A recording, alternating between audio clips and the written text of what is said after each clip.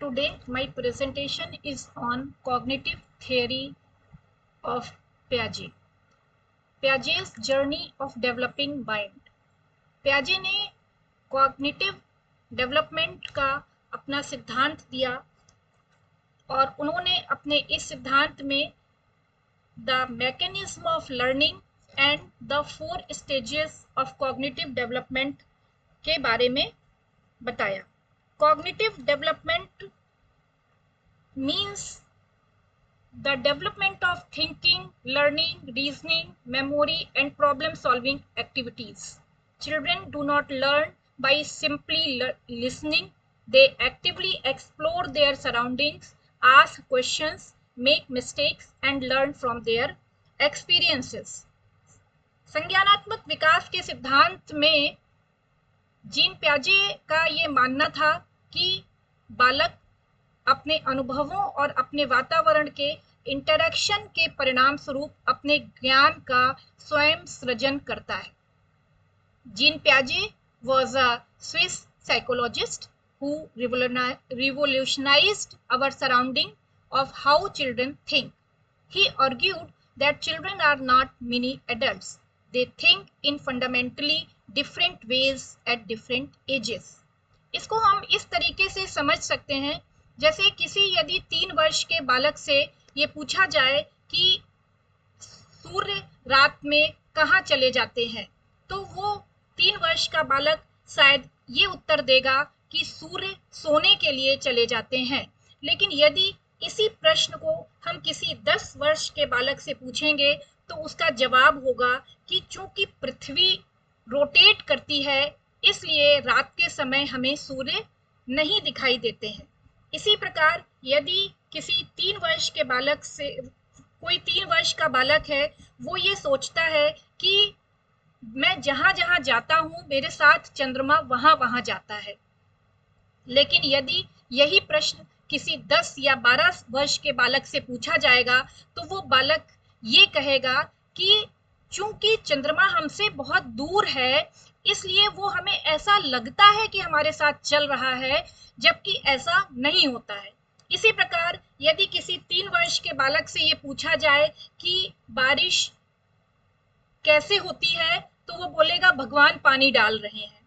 लेकिन अगर यही प्रश्न 10 या 12 वर्ष के बालक से पूछा जाए तो वो बताएगा कि बादलों में जल वाष्प संघनित होकर वर्षा करते हैं.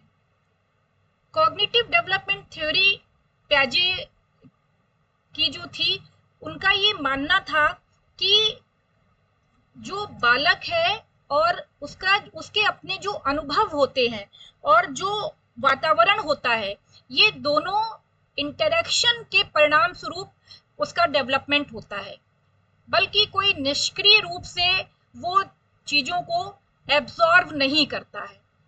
उनका ये मानना था कि children adopt, learn and grow through interaction with their environment. Cognition is forged through the constant dynamic interaction between physical maturity and environmental experiences. इनके एक्टिव इंटरैक्शन के परिणाम स्वरूप किसी भी बालक का कॉग्निटिव डेवलपमेंट होता है.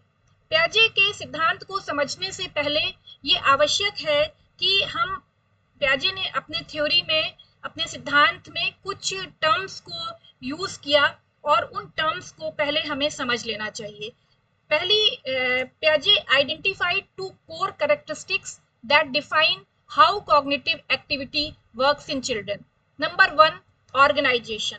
Children systematically arrange perceptions and mental information into meaningful patterns called cognitive structures. Every individual builds their own unique mental framework to make sense of the world. मतलब प्रत्येक व्यक्ति अपना एक अद्वितीय मानसिक फ्रेमवर्क बनाता है वर्ड को समझने के लिए, जिसको हम ऑर्गेनाइजेशन कहते हैं. और दूसरी बात उनकी थी, जब बच्चा अपने को नई परिस्थितियों में ढालता है तो हम उसे कहते हैं ऑर्गेनाइजेशन. और जब वो नई परिस्थितियों में अपने आप को ढालने का प्रयास करता है तो उसमें उस ऑर्गेनाइजेशन में दो एडॉप्टेशन करता है वो अपने आप को, और जब एडॉप्ट करता है तो दो तरीके के प्रोसेस उसमें चलते हैं। एक the mind drive to pattern perceptions and intellectual information into meaningful arranged patterns known as cognitive structures. Every individual act as the architect of their own cognition, structures to organize their knowledge and actions. और इस organisation के बाद adopt करते हैं, जब हम नई परिस्थितियों में अपने आप को ढालते हैं तो वो कहलाता है एडॉप्टेशन। और ये जो एडॉप्टेशन होता है ये दो तरीके से हमारे साथ होता है। The ongoing quest for equilibrium, when a child fails to seamlessly integrate new information into pre-existing structures, they must adopt balancing prior knowledge with novel experiences. उन्होंने एडॉप्टेशन के दो पार्ट बताए। द मैकेनिज्म ऑफ एडॉप्टेशन, पहला है assimilation and दूसरा है accommodation. हम इसको कुछ इस तरीके से समझ सकते हैं, जैसे यदि कोई बालक है वो बिल्ली को देखता है और बिल्ली को देखता है और वो उसके बाद एक दिन वो अचानक खरगोश देखता है और वो ये समझता है कि बिल्ली और खरगोश एक ही है, या ये कह सकते हैं कि वो कई प्रकार की बिल्लियां देखता है और वो अपना एसिमिलेट करता है अपने नॉलेज को। और बाद में वो जब रैबिट को देखता है वो उसको भी बिल्ली समझता है, क्योंकि उसके भी 4 पैर हैं, फर हैं और एक पूंछ है। लेकिन जब बाद में उसको उसकी मदर के द्वारा या उसके टीचर के द्वारा ये बताया जाता है कि ये बिल्ली है और ये खरगोश है, और जब वो उन दोनों के तो जब अपने प्रीवियस नॉलेज को के आधार पे हम अपने नए अनुभवों को जोड़ते हैं तो हम एसिमिलेट करते हैं नॉलेज को। Organising novel experiences perfectly into previously existing cognitive structures, fitting new data into the old mould. हम जो जानते हैं, जो हमारे पास पहले से ज्ञान है, उस ज्ञान में ही यदि हम अपनी नई चीज को अनुभव करते हैं तो वो होता है एसिमिलेशन करना। लेकिन कभी कभी हमारा जो पुराना ज्ञान है वो रॉन्ग हो जाता है, गलत हो जाता है, और तब हमें अपने पुराने ज्ञान में परिवर्तन करना पड़ता है।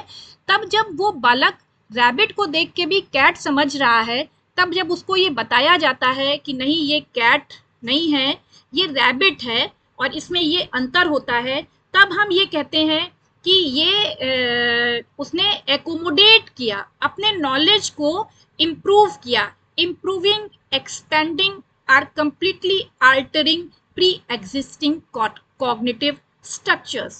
This occurs when existing structures must be transformed to properly organize new experiences and knowledge. जैसे इसको हम एक और भी उदाहरण के माध्यम से समझ सकते हैं, और वो उदाहरण है कि जैसे कोई बच्चा है वो प्लास्टिक की बॉल को फेंकता है और वो बॉल उसके पास वापस आ जाती है। इसी प्रकार वो रबर की बॉल को फेंकता है और वो उसके पास वापस आ जाती है। तो जब प्लास्टिक की बॉल और रबर की बॉल दोनों उसके पास वापस आ जाती हैं तो वो ये सीखता है कि यदि हम इस बॉल को ऊपर फेंकेंगे तो वो मेरे पास वापस आएगी। ये अगर उसने प्लास्टिक की बॉल को फेंकने के बाद अगर रबर की बॉल को फेंका तो इसने अपने ज्ञान को एसिमिलेट किया। लेकिन अगर उसी जगह वो कांच की बॉल को फेंकता है तो बट नेचुरल है कि वो बॉल टूट जाएगी। जब वो बॉल टूट जाती है तो वो अपने ज्ञान में परिवर्तन करता है और अपने नॉलेज को एक्सपैंड करता है, और एक्सपैंड करने के बाद वो ये सीखता है कि किस प्रकार कांच की बॉल फेंकने पे टूट जाएगी, और वो अपने एकोमोडेशन के द्वारा ये बात सीख लेता है कि नहीं ऐसा नहीं हो सकता है, और जब हम रबर की और प्लास्टिक की बॉल को फेंकेंगे तो वो वापस आएगी, लेकिन अगर हम कांच की बॉल को ऊपर फेंकेंगे तो वो वापस नहीं आएगी बल्कि टूट जाएगी। तो वो अपने ज्ञान को एकोमोडेट करता है। इसी प्रकार जैसे उस बच्चे को ये ज्ञान है कि सभी प्रकार की चिड़ियां उड़ती हैं, उसको ये पता है, और वो जितनी भी चिड़ियां देखता है वो अपने ज्ञान को एसिमिलेट करता है। लेकिन अगर उसके क्लास में या उसको ये पता लगता है किसी माध्यम से और दिखाया जाता है कि पेंगुइन और ऑस्ट्रिच हैं जो चिड़िया हैं लेकिन वो नहीं उड़ती हैं, तब वो एकोमोडेट करता है अपने नॉलेज को और वो ये कहता है या ये समझता है कि सभी चिड़िया नहीं उड़ सकती हैं। तो ये उन्होंने जो अपना कंसेप्ट दिया एडॉप्टेशन का कि किस तरीके से हम नई परिस्थितियों में एडॉप्ट होते हैं, कैसे हमारा एडॉप्टेशन होता है, इसमें ये दो प्रोसेस चलते हैं, assimilation and accommodation. Assimilation fit the new experience into old knowledge, accommodation change old idea of a new experience। इसके बाद बात आती है equilibration, a self-regulatory process that maintains balance between assimilation and accommodation. When a child faces an unfamiliar situation, cognitive disequilibrium arises, prompting them to restore balance। जब हमारा जो पुराना ज्ञान और नया ज्ञान मैच नहीं करता है, जैसे बच्चे ने रबर की बॉल फेंकी और प्लास्टिक की बॉल फेंकी, इसके बाद जब कांच की बॉल फेंकी और वो टूट गई, तो जो उसके पास पहले ज्ञान था कि ये बॉल टूटेगी, ये बॉल हमारे पास वापस आएगी, लेकिन जब वो बॉल कांच की बॉल टूट जाती है तो वो उसका जो प्रीवियस नॉलेज है वो उसके न्यू एक्सपीरियंस से मैच नहीं करता, तो उसका जो माइंड है वो कंफ्यूज हो जाता है। और जब वो कंफ्यूज होता है तो इस कंफ्यूजन को रिमूव करने की ब्रेन कोशिश करता है, और जब उस कंफ्यूजन को दूर कर दिया जाता है तो इक्विलिब्रियम साम्य स्थापित हो जाता है। जैसे बच्चे ने कहा कि रैबिट को भी उसने बिल्ली माना, लेकिन जब उसकी मदर ने उसको बताया कि नहीं रैबिट अलग है और बिल्ली अलग है, तो जब उसके सामने दोनों सिचुएशन आई तो डिसइक्विलिब्रियम उसके एराइज हुआ। तब उसको जब बता दिया गया, उसका कंफ्यूजन दूर हो गया, रिमूव हो गया। जब उसने ये समझा कि नहीं बिल्ली अलग है और रैबिट अलग है, तब जो एक साम्य स्थापित होता है, उस साम्य को हम कहते हैं इक्विलिब्रेशन। इसके बाद प्याजे के जो कंसेप्ट थे उनमें एक कंसेप्ट है कंजर्वेशन। कंजर्वेशन को कुछ इस तरीके से समझाया गया कि यदि किसी टीचर ने 2 ग्लास लिए सेम क्वांटिटी के, सेम, और उनमें सेम पानी डाला, सेम अमाउंट ऑफ वाटर डाला, और बच्चे से उन्होंने पूछा कि इसमें किस में पानी ज़्यादा है, तो बच्चे ने कहा कि दोनों में पानी बराबर है। फिर उन्होंने क्या किया कि एक ग्लास को के शेप को बदल दिया और उन्होंने उसको लंबा कर दिया और पतला कर दिया, और फिर उसमें उतना ही अमाउंट पानी डाला और बच्चे से पूछा, तो बच्चे ने कहा कि जो पतला ग्लास था उसमें पानी ज़्यादा है। तो ये जो इस तरीके का जब बच्चा उत्तर देता है, तो अगर किसी 3 वर्ष के बालक से आप पूछेंगे तो वो ये उत्तर देगा कि पतले ग्लास में पानी ज़्यादा है, लेकिन अगर आप किसी ओल्ड एज के बालक से पूछेंगे तो वो बोलेगा कि नहीं दोनों में अमाउंट सेम है, दोनों में बराबर है। तो उसमें वो जब जो बड़ा बच्चा होता है वो उसके अंदर कंजर्वेशन की कैपेबिलिटी आ जाती है। The ability to recognise change and constancy in the environment, understanding that the change in an object form or appearance does not mean a change in its substance. This is the most researched concept in Piaget's theory. इस concept पे सबसे ज़्यादा study की गई है, और इसके जब जो बड़ा बच्चा है वो दोनों चीज़ों पे ध्यान दे रहा है, वो changing the shape does not change the quantity, वो ये बात समझ रहा है। जब ये क्षमता बच्चे के अंदर आ जाती है तो हम ये कहते हैं उसके अंदर कंजर्वेशन की क्षमता आ गई है और वो कंजर्व करना सीख गया है। कॉग्निटिव स्ट्रक्चर के बारे में बात हुई, उन्होंने कॉग्निटिव स्ट्रक्चर को डिफाइन किया। A child's mental organisation are set of mental abilities as Rayleigh, Lewis and Tanner states, the mental organization or abilities of any particular child are his cognitive structures. This is what distinguishes a 7-year-old from a 3-year-old. Mental abilities to think understand and solve problems. Cognitive structures क्या होते हैं? Mental abilities होते हैं बच्चे के सोचने, समझने और समस्याओं को समाधान करने के लिए। और ये जैसे जैसे बच्चा बड़ा होता जाता है, ये मेंटल एबिलिटीज या कॉग्निटिव स्ट्रक्चर्स स्ट्रॉन्ग होते चले जाते हैं। इसको हम ऐसे समझ सकते हैं जैसे 3 वर्ष का बालक 10 तक की गिनती जानता है, जबकि अगर आप 7 वर्ष के बालक के बारे में बात करेंगे तो वो एडिशन करना सीख जाता है। यदि 12 वर्ष के बालक के बारे में हम बात करेंगे तो वो अलजेब्रा भी करने लगता है। तो जो ये कॉग्निटिव स्ट्रक्चर्स होते हैं, ये मेंटल एबिलिटीज होती हैं, और ये मेंटल एबिलिटीज जैसे जैसे बच्चा बढ़ता है वो स्ट्रॉन्ग होती चली जाती हैं। इसीलिए जो प्रश्नों के उत्तर अभी हमने बात की थी वो बच्चों के डिफर करते हैं। 3 वर्ष का बालक दूसरे प्रकार से रिस्पॉन्स करता है, जबकि 7 वर्ष का बालक दूसरे प्रकार से रिस्पॉन्स करता है।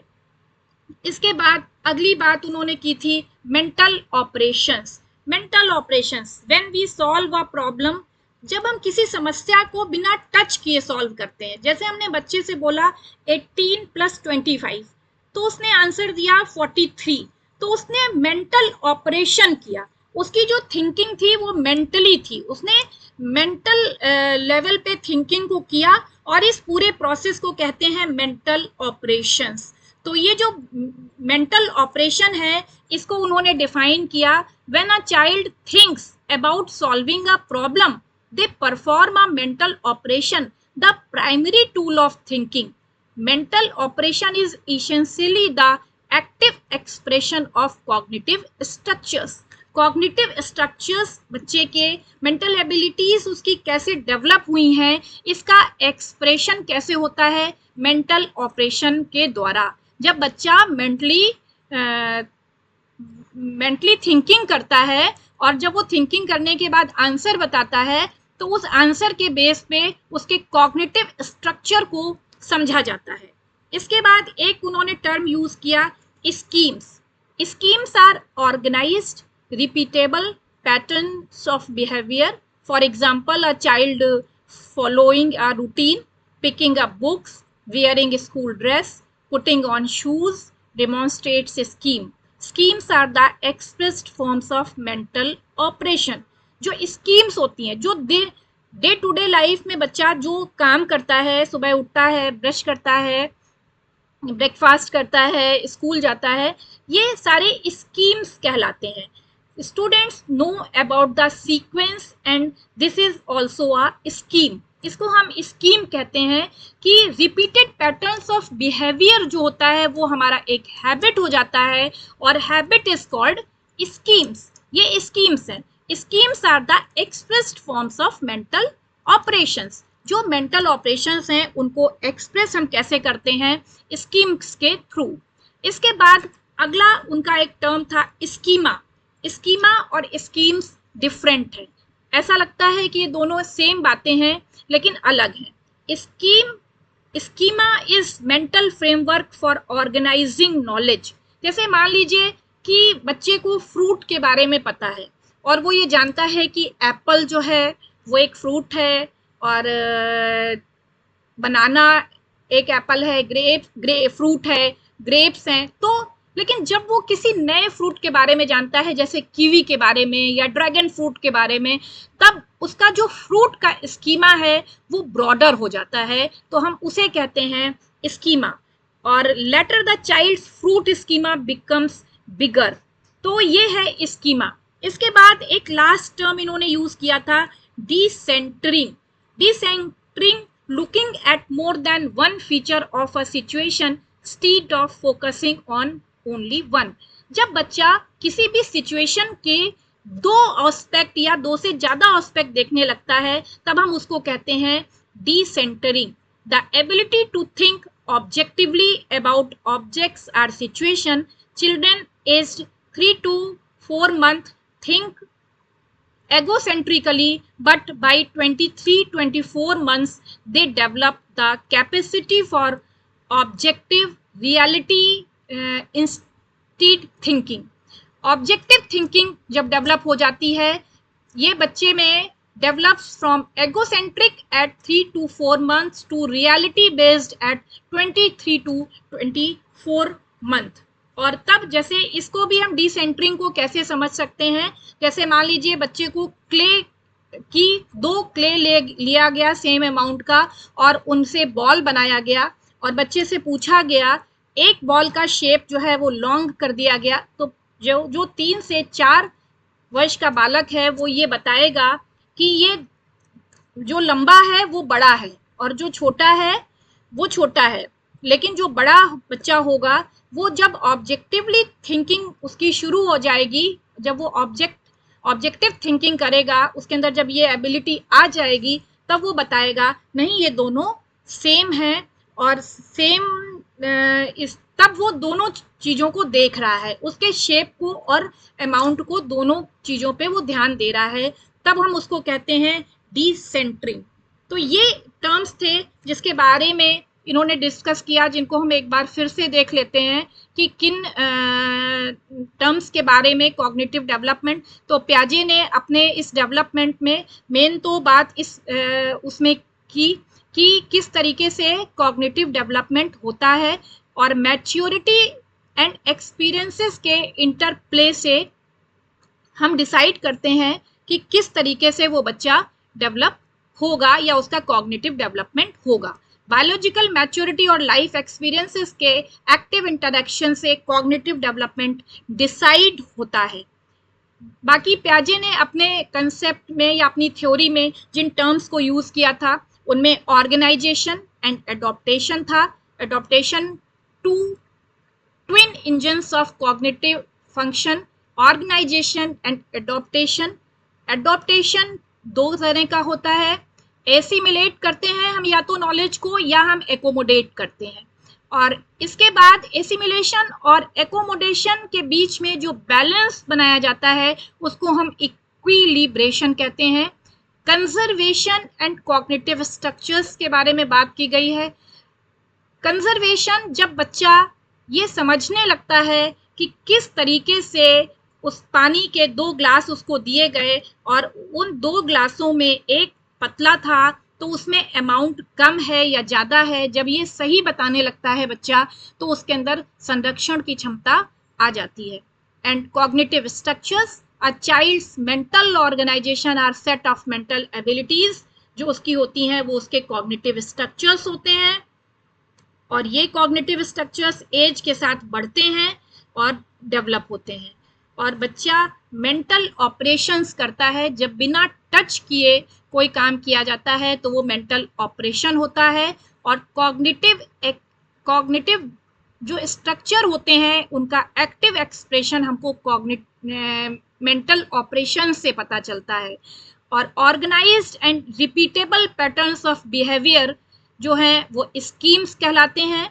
और ये जो स्कीम्स हैं ये एक सीक्वेंस होते हैं जो बच्चे को पता होता है और उसके अकॉर्डिंग बच्चा काम करता है। और ये जब आप किसी भी काम को रेगुलर बेसिस पे करते हैं तो वो आपकी हैबिट बन जाती है और हैबिट को ही हम स्कीम्स कहते हैं। स्कीम्स एंड स्कीमा दोनों डिफर करते हैं। स्कीमा जैसे फ्रूट के बारे में बच्चा जानता है तो अगर वो कुछ और नए फ्रूट्स के बारे में जानने लगता है, जो सामान्य रूप से जानता है कुछ नए फ्रूट्स के बारे में जानता है, तो हम ये कह सकते हैं कि उसका फ्रूट का स्कीमा बिगर हो गया।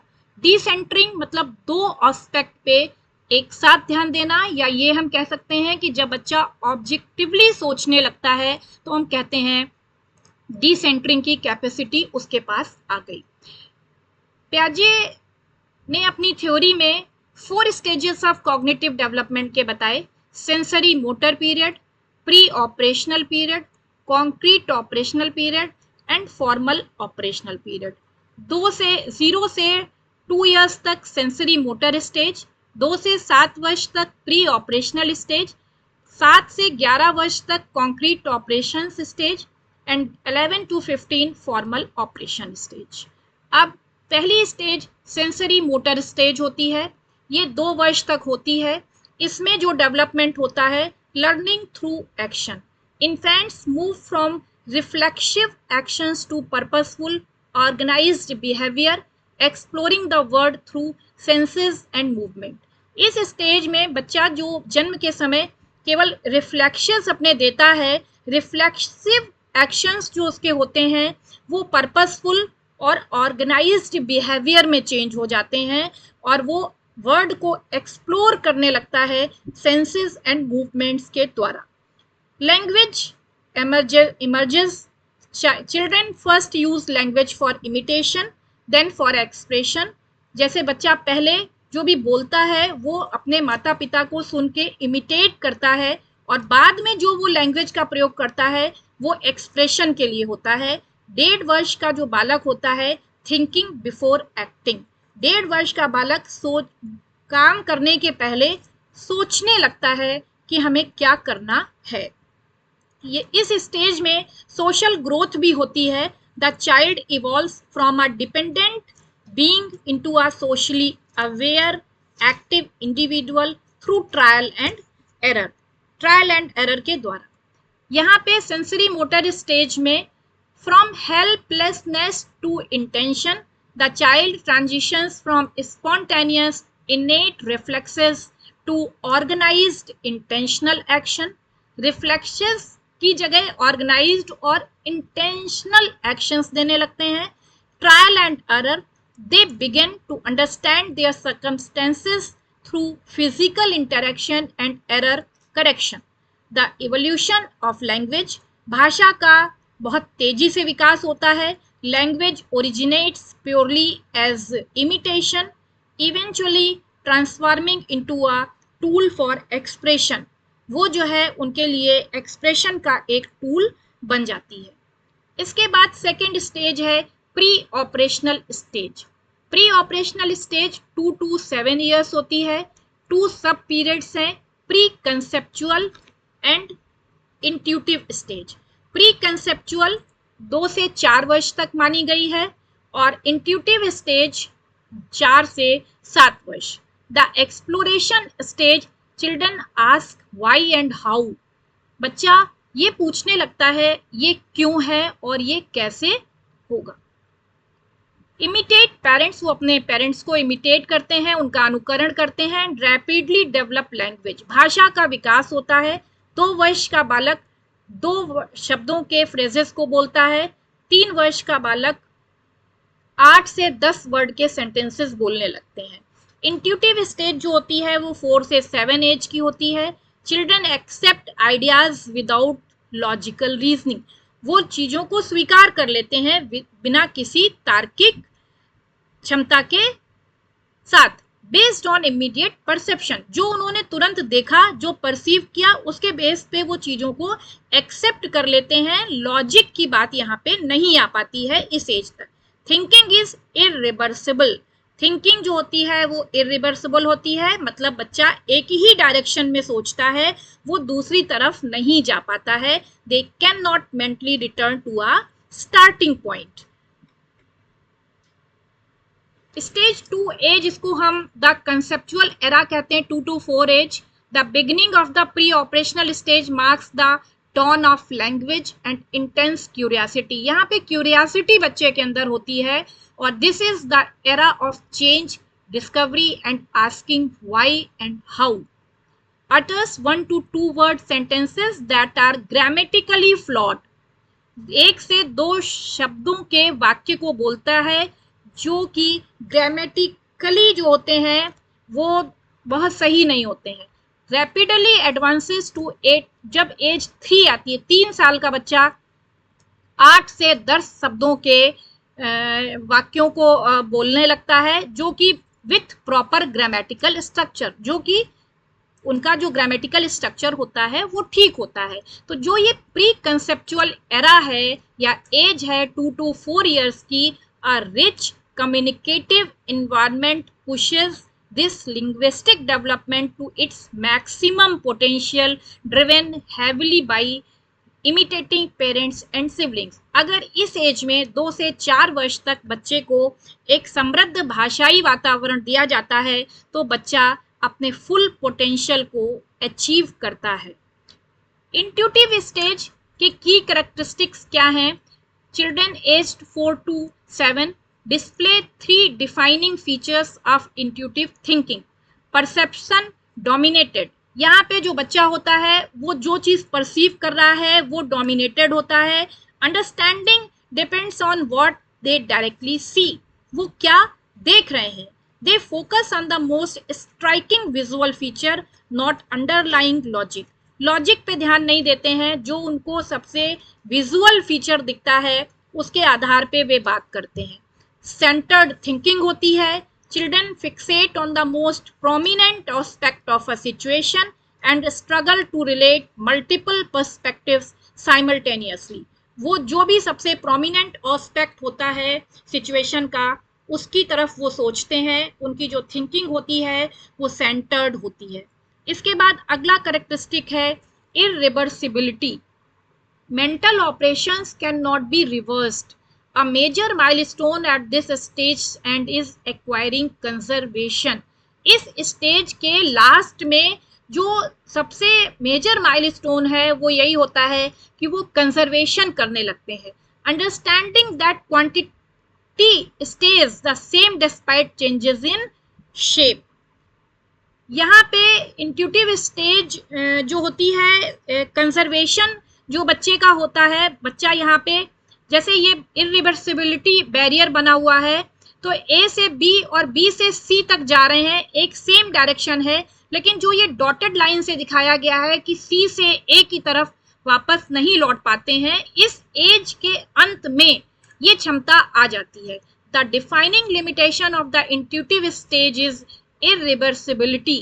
The thought process only flows in one direction. The child cannot mentally return to the starting point of a sequence. To end the intuitive phase and advance to logical thought, the child must shatter this barrier. Acquiring reversibility and logical multiplication are the prerequisite abilities required to unlock the foundational conservation principle. Stage 2 जो the intuitive era है 4 to 7 का, यहाँ पे superficial focus होता है, dominant trait बायस होते हैं, dimensional blindness पाई जाती है। The child struggles to establish relationship or connections between different dimensions or facets of an object simultaneously. Third stage है कॉन्क्रीट ऑपरेशनल स्टेज। इस स्टेज की खास बात है यहाँ पे लॉजिकल थिंकिंग एमर्ज होती है। Irrational pre operational thinking gives way to logical operational thoughts but only when dealing with concrete tangible object. यहाँ पे लॉजिकल थिंकिंग आ जाती है बच्चे के अंदर, लेकिन केवल कहाँ तक, जो कॉन्क्रीट और टेंजिबल ऑब्जेक्ट होते हैं उनके लिए। यानी हम ये कह सकते हैं कि एब्स्ट्रैक्ट थिंकिंग नहीं आ पाती है, लॉजिकल थिंकिंग में कॉन्क्रीट थिंकिंग ही आ पाती है। इरेशनल प्री ऑपरेशनल थिंकिंग जो पिछले स्टेज में थी वो जो है लॉजिकल ऑपरेशनल थॉट की तरफ जाती है, but only when dealing with concrete tangible object. यहाँ पे इरिवर्सिबिलिटी ऑफ थॉट आ जाता है। Children can mentally reverse actions, मतलब वो दोनों तरफ डायरेक्शन में जा सकते हैं, जो अभी तक पिछली एज में एक ही डायरेक्शन में चल रहे थे और स्टार्टिंग पॉइंट पे नहीं पहुंच पा रहे थे, वो यहाँ पे रिवर्सिबिलिटी हो जाती है थॉट की। एंड कंजर्वेशन सीख जाते हैं। Understanding that mass volume number remain constant despite appearance changes. यहाँ पे कंजर्वेशन की क्षमता आ जाती है, वो मास वॉल्यूम नंबर इनको remain constant despite appearance changes, मतलब वो एक पतले ग्लास में और एक मोटे ग्लास में अगर सेम अमाउंट का पानी रखा हुआ है तो वो ये बता पाने लगते हैं इस एज तक कि दोनों में सेम है, केवल शेप में अंतर होने की वजह से इसमें ज़्यादा दिख रहा है। इसके बाद serial ordering and part whole, ability to sequence object and understand relationship between part and whole. Serial ordering का मतलब है length, height, weight, shape and number, इनमें वो सीरियल ऑर्डरिंग करना सीख जाते हैं। कौन बड़ा, कौन छोटा, कौन लंबा, कौन छोटा, ये बताना शुरू कर देते हैं और पार्ट एंड होल का कंसेप्ट भी क्लियर हो जाता है। जैसे यदि एक एप्पल है और उसके 4 टुकड़े करे गए तो वो ये बता देंगे कि ये जो 4 हैं वो भी एक ही एप्पल है, उसके 4 किए गए हैं, वो बढ़े नहीं हैं कि वो बढ़ गए हैं। तो पार्ट एंड होल का कंसेप्ट वो बता पाते हैं। जैसे पिज्जा के अगर 8 पीसेस किए गए हैं तो वो ये बताएंगे कि एक पिज्जा के ही 8 पीसेस किए गए हैं। कॉन्क्रीट ऑपरेशनल स्टेज जो 3rd नंबर पे है जिसकी हम बात कर रहे हैं 7 to 11 ईयर्स में, यहाँ पे देख रहे हैं कि white glass and tall glass में सेम वॉल्यूम है तो वो बता पाते हैं। इनकी विशेषताएं वही हैं, reversibility of thought, conservation, serial ordering and concept. ये चीजें बच्चा सीख लेता है। इसके बाद लास्ट स्टेज है फॉर्मल ऑपरेशनल स्टेज जो 11 to 15 ईयर्स होती है। Adolescent develop the ability to think abstractly and hypothetically. Logical thinking उन्होंने पिछली स्टेज में सीख ली थी, लेकिन वो लॉजिकल थिंकिंग जो थी वो उनकी एब्स्ट्रैक्ट थिंकिंग नहीं थी। यहाँ पे वो एब्स्ट्रैक्ट थिंकिंग करने लगते हैं, हाइपोथेटिकली चीज़ों को सोचने लगते हैं, किसी भी समस्या समाधान के बारे में अपनी राय देने लगते हैं और उसके कई उपकल्पनाएं या हाइपोथेसिस बनाने लगते हैं। Moving beyond concrete object to verbal and symbolic reasoning की तरफ जाते हैं। यहाँ पे बच्चा एब्स्ट्रैक्ट थिंकिंग करता है, can think about possibilities, hypothesis and concept not tied to physical reality.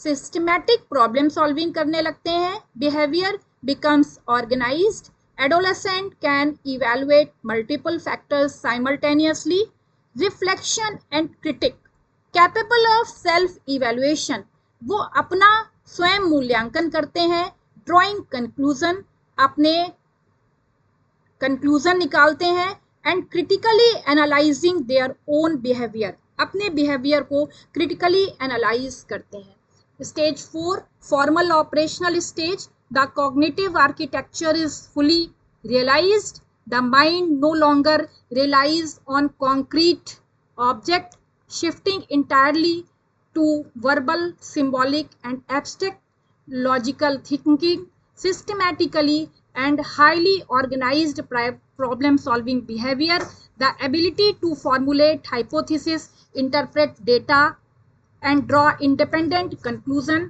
capacity to synthesize multiple perspectives and facts simultaneously within a single thought process, emergence of analytical self-critic and behavioral self-analysis। इस stage में जो ये formal operational stage होती है 11 to 15 year में, cognitive architecture is fully realised, cognitive development पूरा हो जाता है, the mind no longer relies on concrete objective, shifting entirely to verbal, symbolic and abstract logical reasoning, concrete objects से shift होके verbal, symbolic and abstract thinking की तरफ चले जाते हैं। Systematic and highly organised problem solving behaviour हो जाता है, वो हाइपोथेसिस बनाने लगते हैं, डेटा इंटरप्रेट करने लगते हैं एंड इंडिपेंडेंट कंक्लूजन निकालने लगते हैं, और capacity to synthesise multiple perspective and facts simultaneously within a single thought process, emergence of analytical self-critic and behavioral self-analysis करने लगते हैं। जीन प्याजे ने लर्नर को माना, उन्होंने कहा कि एक्टिव लर्नर होता है, केवल सिंपली मेमोराइज करके बच्चा नहीं सीखता है, टीचर को एक माहौल देना होता है या एक माहौल देना पड़ता है बच्चे को ताकि वो अपने ज्ञान का स्वयं सृजन कर सके, उसको उन्होंने एक्टिव लर्नर माना है। ये माना उन्होंने कि किस तरीके से वो सीखना चाहता है, तो टीचर का ये एक वो बनता है कि टीचर आगे चल के बच्चे को उसको एक एटमॉस्फेयर दे। ये है आपकी कॉग्निटिव थियरी ऑफ जीन प्याजे, the evolution of thought, diagnostic synthesis stage, sensory motor stage 0 से 2 ईयर्स तक, trial and error, physical development, imitation to expression, reversibility नहीं पाई जाती है, thought precedes action 1.5 years. Pre operational stage 2 to 7 years की होती है। इंट्यूटिव एंड सुपरफिशियल, यहाँ पे rapid grammatical leap, irreversible, the why and how inquiry, क्यों और कैसे पूछने लगते हैं। Concrete operational 7 to 11 years, logical and concrete thinking होती है, वर्बल रीजनिंग करने लगते हैं, रिवर्सिबिलिटी डेवलप हो जाती है, मास्टरी ऑफ कंजर्वेशन आ जाता है। फॉर्मल ऑपरेशन 11 to 15, यहाँ पे थिंकिंग, लॉजिकल थिंकिंग कॉन्क्रीट से एब्स्ट्रैक्ट हो जाती है, सिस्टमैटिक हो जाती है, सिंबॉलिक रिप्रेजेंटेशन, हाईली फ्लेक्सिबिलिटी आ जाती है रिवर्सिबिलिटी में, हाइपोथेसिस एंड सेल्फ क्रिटिक। इस तरीके से थॉट प्रोसेस का जो इवोल्यूशन है वो इस तरीके से जीन पियाजे ने समझाया था। Thank you.